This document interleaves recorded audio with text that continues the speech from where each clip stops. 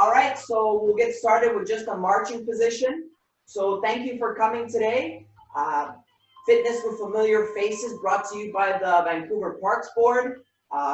A easy class just because there's breaks in there. And also, if you haven't seen a PARQ Plus form, you fill that out once a year. Any health changes, and you've talked to your doctor before you exercise. So we're going to start it just with that marching position, seeing if you can go into a palm up and a palm down, back and forth. That's a good stretch for the front shoulder and chest muscles, especially people with more rounded shoulders or a slouch position, or people that have stiffness in the neck or shoulders. That's why we do palm up, palm down. The marching is an easy way to get started with cardio exercise, and it's easier on the joints compared than walking, running. So marching is a good place to start, especially in a warm-up. Seeing if you can make that more into a side step, so going back and forth. Seeing if you can bring arms in, out, and behind.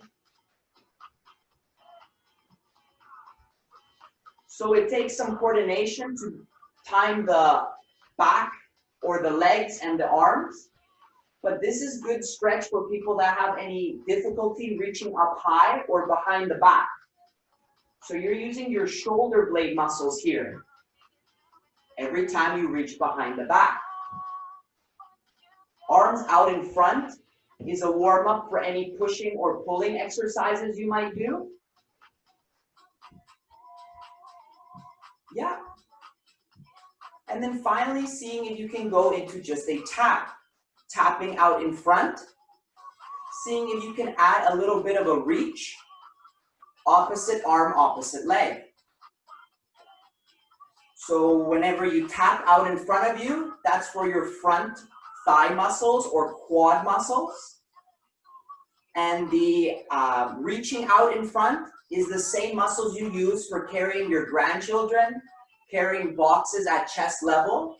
That's for your front shoulder and chest muscles every time you reach out in front. So just a reach and tap. We do 3 sets of each exercise. So we see if you can go back into that marching position. From that march into your palm up, palm down, going back and forth. Level 1, just keeping those feet off the ground. Level 2 is making that more into a high knee or a high march. That's a little bit harder to do because of balance.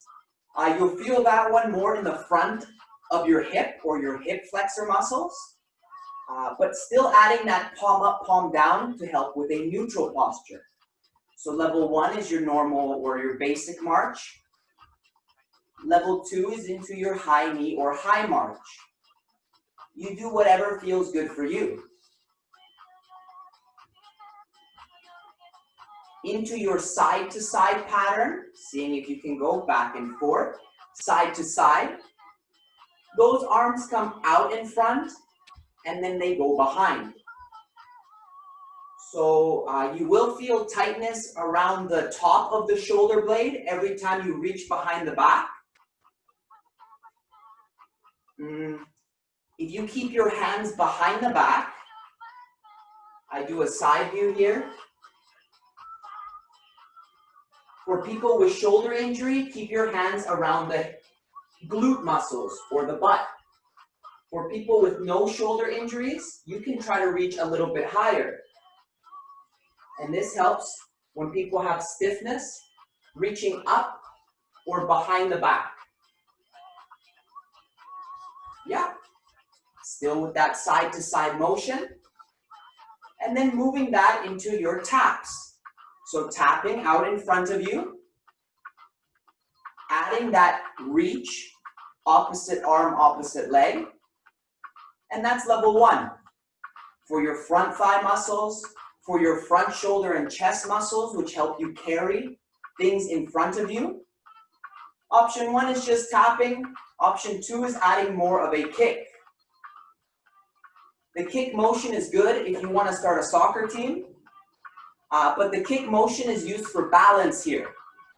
Still working your front thigh or quad muscles, your hip flexor muscles. And the idea is just with the marching or like walking, it helps to improve your cardio or your endurance. When you're walking outside, gardening, cycling, or just trying to chase your kids' or pets. So from there, going back into that marching position, every 2 sets, we take a breather, 30, 45 seconds. So I'll unmute anyone. If anyone has any questions, comments, let me know. Yeah, into that side to side motion, going back and forth, bringing those arms in, and then behind the back. Sometimes people do have pain or discomfort reaching up high or behind the back. So with the shoulder, it is important to add some stretches or moving the shoulder around in ranges that are comfortable. And some days, the shoulder is more comfortable. Some days, it's not. But it's still important to add that movement, varying day to day. In the end, if you just leave a joint to do nothing, it will end up staying that way. So a little movement is better than none, and every day is a little bit different. So that's why we're doing that reaching behind the back and out in front. Seeing if you can go back into that tap, so tapping that foot out in front of you. Reaching out, opposite arm, opposite leg. Level 1. Or level 2, adding that more of that kick motion. Yeah. For coordination, you could add a double. Option 2. Or option 1, which would be just a tap. Double or double tap. For coordination. So any variation works there. What we do here is just for your front muscles, used for marching or walking. Seeing from there if you can make that into a wider stance. So a wide march or wide stance position. So if at any point you get lost, you can always go into a wide stance or wide march. That's the stretch for your inner thigh or groin. People that have had hernias, or because it stretches the inside, it also works your hip or glutes a little bit more. A wide stance. Seeing if you can add that tap.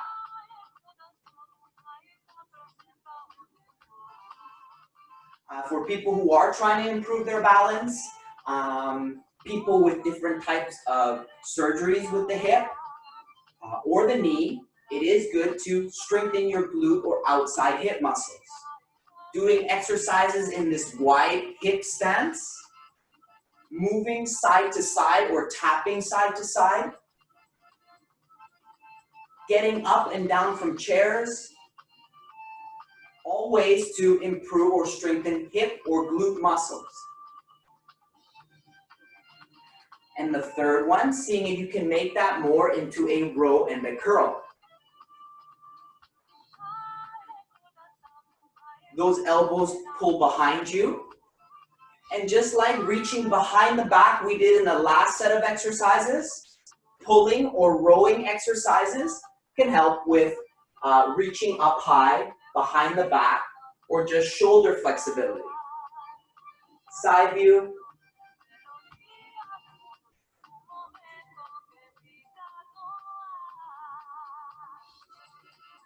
Yeah, and then back to the front.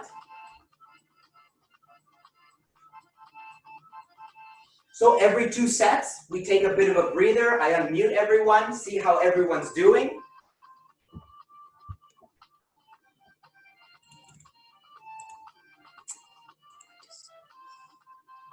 March or your wide stance, in marching position. Level 1 is just going into that march. Level 2 is seeing if you can add a little bit more of raising that knee. That's option 2. It's a high knee, but in a wide march. For balance, For people that play types of racket sports, tennis, badminton, that's more of an athletic position, a wide stance. Or option one is just going into that wide march. That's easier for people with knee discomfort, back discomfort. From there, you see if you can change that into a row and a curl, going into your side-to-side motion. Still keeping that position, still going with that row and curl. You keep it going 15, 20 seconds.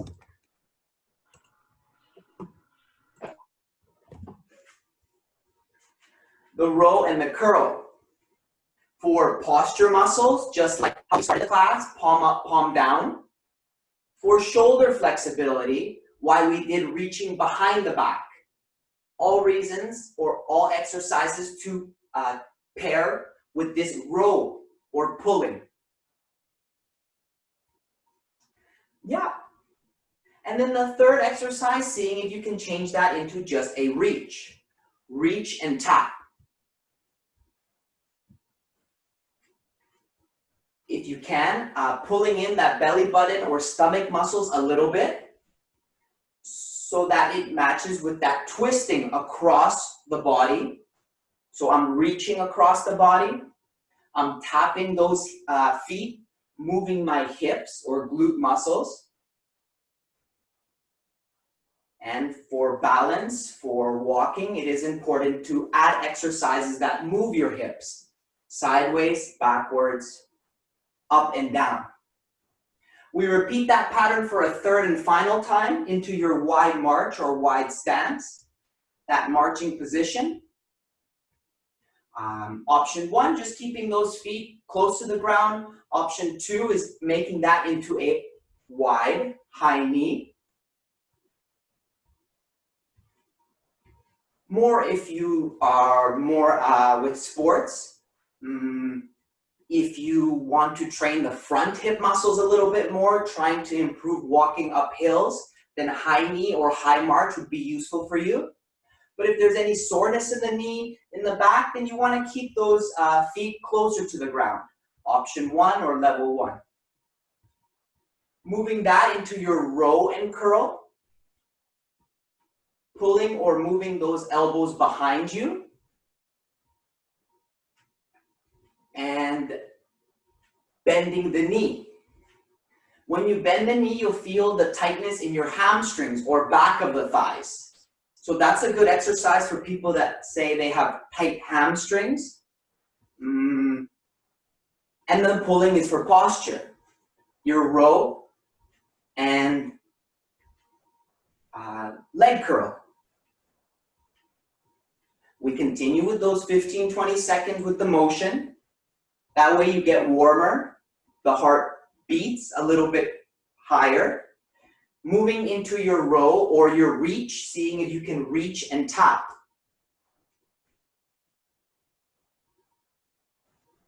And then when you're able to sustain that body warmth, that a little bit elevated heart rate, everybody has different prescriptions for how high their heart should work when exercise.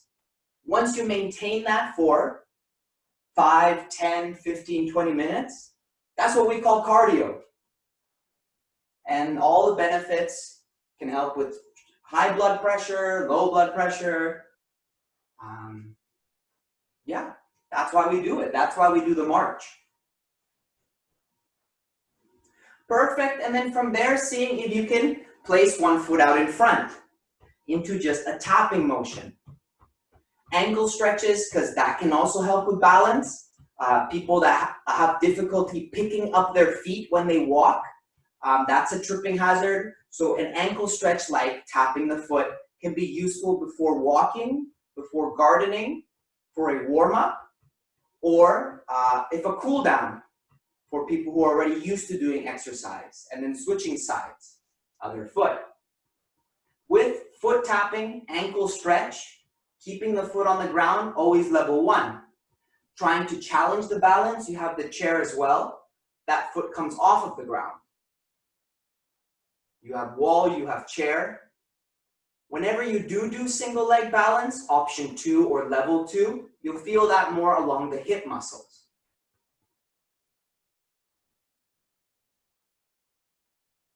Yeah, that foot comes down.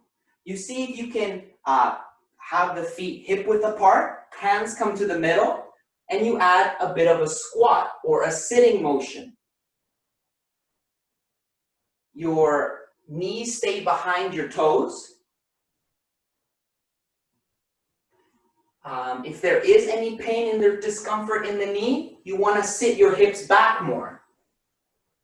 You could even use a chair for a prop where you would pretend to have a seat and come up. So to help you with those hills, climbing stairs for cardio, and then last one there. Perfect. From there, you see if you can place that one foot out in front of you, and you're going to move the ankle forward and back. So front view or side view, one foot in front, moving back and forth. Ankle goes forward and back. Once you have that motion, imagine that you're opening and closing your shoulder or chest stretch. Just like the palm up, palm down, just like reaching behind the back, all stretches for front shoulder chest. Good for people that do a lot of desk work or driving. Then you switch sides, other foot, front foot, moving that knee forward and back. Once you have that motion, opening and closing. So that's your second ankle stretch. Useful if you have difficulty picking up your feet when you walk. Useful if you're trying to improve the balance to be flexible in the ankles. And then opening up shoulder and chest for a more neutral posture. So we repeat these exercises for a second and third time. But again, every 2 sets, we take a bit of a breather, we take some water. So it's that time. We'll take 20, 30 seconds. I ask how everyone's doing.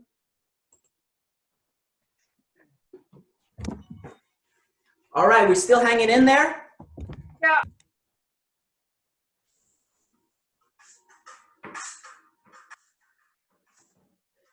From there, seeing if you can just tap the foot. Option 1, we do it for balance or for picking up the feet. Option 2, that foot comes off the ground.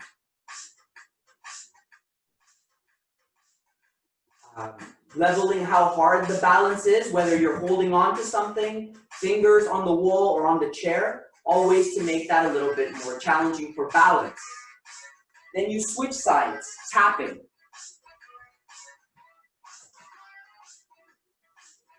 For tapping, second side, option 1, or making it harder to balance with that foot off of the ground.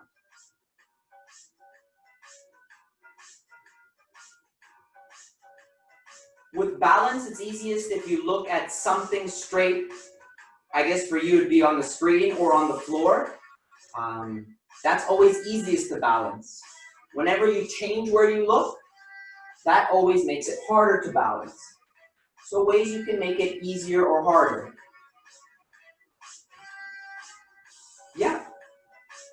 From there, going into your second set of those squats or sitting down motion, you have that chair there if you need it, but adding that sit down motion and coming back up again.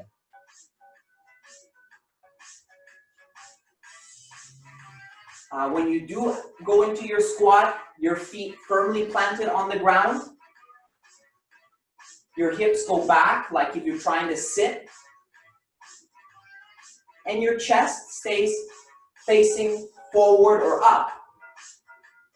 Feeling that in the front of the thighs, your hamstrings, back of the thighs, and your hips or glute muscles.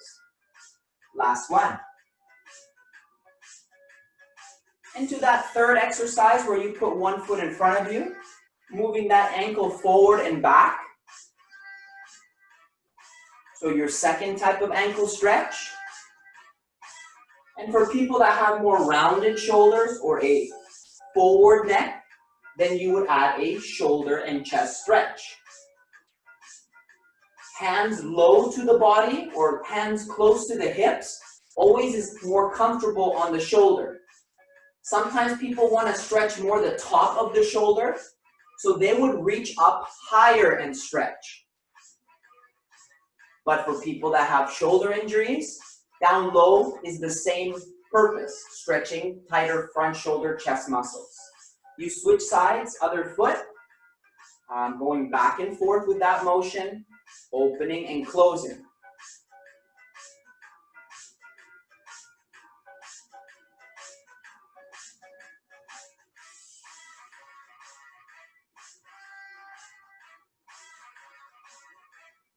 Ankle stretches. Posture exercises, stretching tighter front muscles. And then final, the last sequence, going back into that last set of just tapping that foot.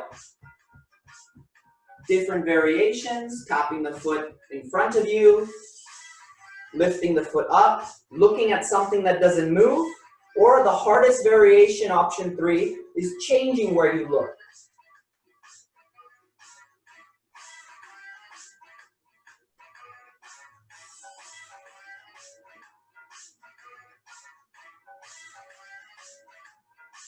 And then you switch sides. So the other foot, tapping, level 1, foot stays on the ground. Option 2, off the ground. Or option 3, changing where you look or where you see. So with these type of moving exercises, we try to stay in the moderate range for intensity. So you're warmer, your heart rate's a little bit more elevated. But if you're feeling shortness of breath, if you're feeling overly exhausted, heart palpitations, then you take longer breaks and you do what's comfortable for you. Good. From there, you see if you can go back into that squatting motion. You have that chair for support if you need to, sitting down and coming back up again. And just like the joint stiffness, every day is different. So every day has different levels of energy. So you monitor that or you watch that. If you do have nitro spray, and sometimes when you exercise at the beginning, you maybe feel tightness, shortness of breath, nitro spray is always a good option to have. It definitely won't hurt you. And then you monitor or cut back your intensity. And then last one. Final set of this exercise, going back into moving that ankle forward and back.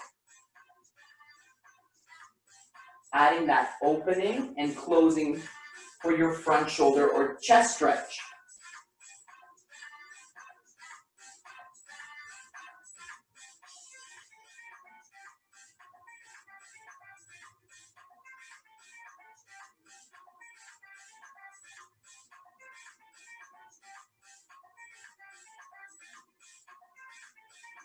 Yeah, and then switching sides, other foot. Same thing, going forward and back, opening out wide. Shoulder injuries, keep your hands low. If you want to add more of a stretch in the top part, front shoulder, chest, then you would have your hands more at shoulder level.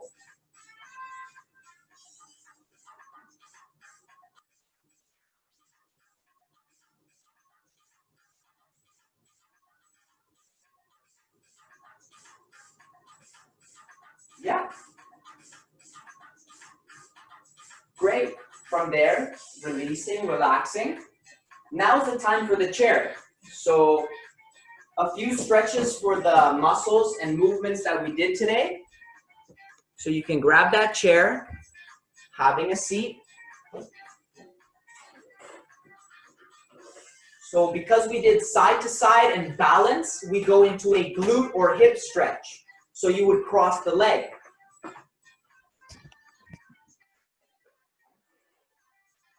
Option 1. feeling a stretch on the side of the hip. Option 2, feeling the stretch still at that glute or hip muscle. And option 3 is adding that bend forward. Easiest if you sit on the edge of the chair, or you'll feel the stretch more if you sit on the edge of the chair. Seated glute or hip stretch. Today we did marching positions for cardio training to give you more endurance like with walking, gardening, help you do more throughout the day. That's why we train cardio or aerobic exercise. Switching sides. Level 1, level 2, level 3. Adding that bend forward. We do the marching because it's something you can do in a tight space. And if you can't leave the home too much, you can still exercise at home. For the most benefit in exercise, doctors recommend that you do about 20 or 30 minutes a day of some aerobic exercise. So here we're doing the Zoom class. For you, it could be walking outside. And those 30 minutes a day or 150 minutes a week can be divided. Can be 10-minute bouts, especially if you're feeling low energy. 10-minute bouts, so longer breaks. 2 15-minute bouts, 1 full 30-minute bout.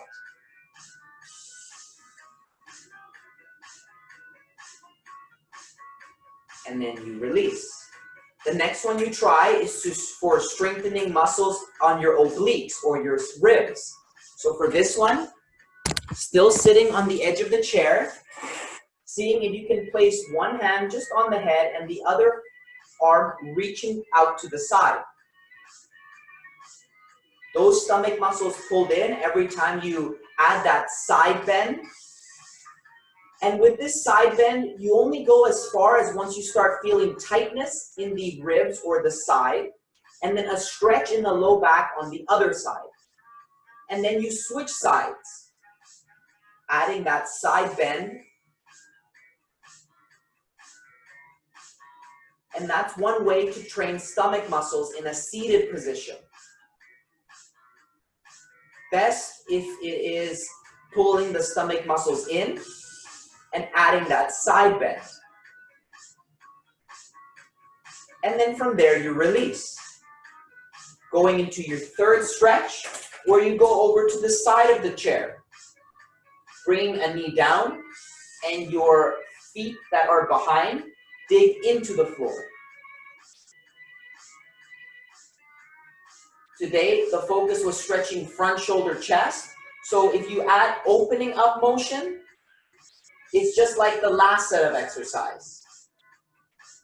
For people that want to stretch more the mid-back muscles, sometimes people have tightness in the upper or mid-back, then it would be reaching up high, feeling that stretch all along the mid-back.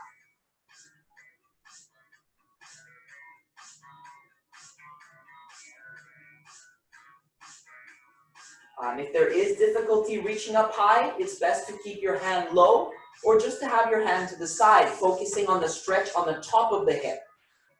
That leg comes down and then you switch sides. So you can have your hand down low if you want to focus on the stretch on the top of the hip. You could have your arm out wide if your front shoulder chest muscles, you know you have more rounded shoulders. Or you can reach up high for more of a stretch in the shoulder blade and mid-back. We focused on stretching a lot front shoulder chest muscles because people use those muscles the most. When you sit down, watch TV, when you cook at home, when you organize things, cabinets, when you carry kids, pets, groceries in front of you, you use those front shoulder chest muscles the most. Returning, repeating that for a second set into your glute or hip stretch. Option 1 or option 2. So if you are used to doing one motion or one exercise the most, your muscles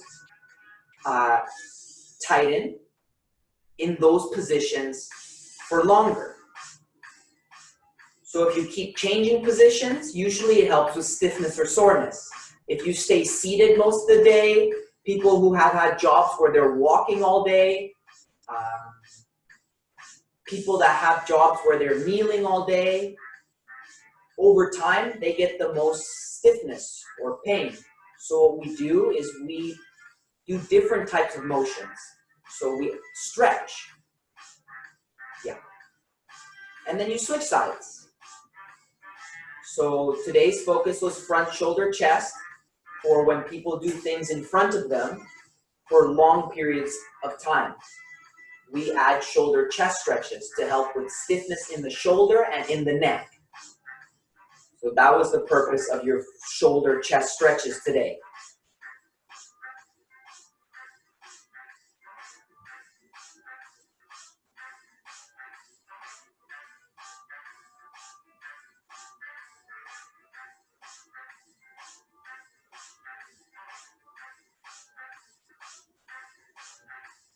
Yeah, that leg slides down into your second set of that bend.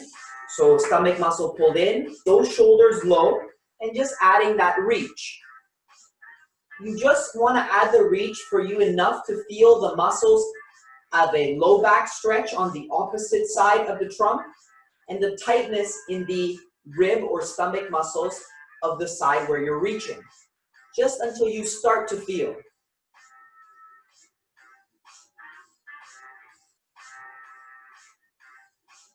Then you switch sides.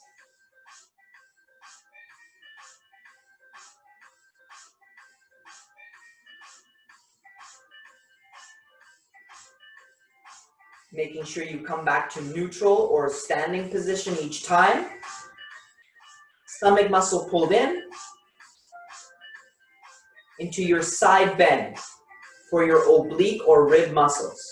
Helps you with twisting and bending to pick things up. Those arms come down.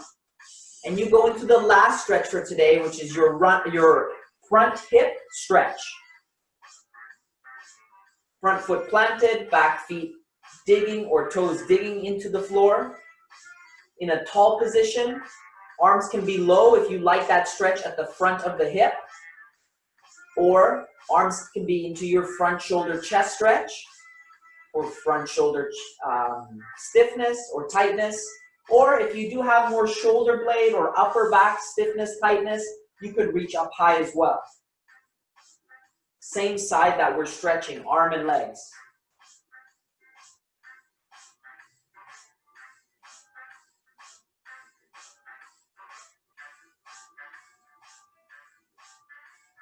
Yeah, switching sides.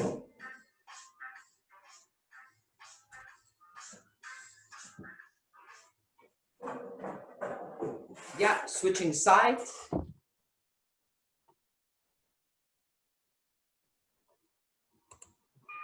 And then from there, releasing, coming back to the middle. So I don't think I timed the class well enough today, but I have 1 minute left. That was all the exercises. I want to thank everyone for coming. And if anyone wants to chat about the exercises, I have the email I sent you. I have my number there too, so you can always send me a text or a call. But besides that, thank you all for coming today, and I will see you next week at the same time.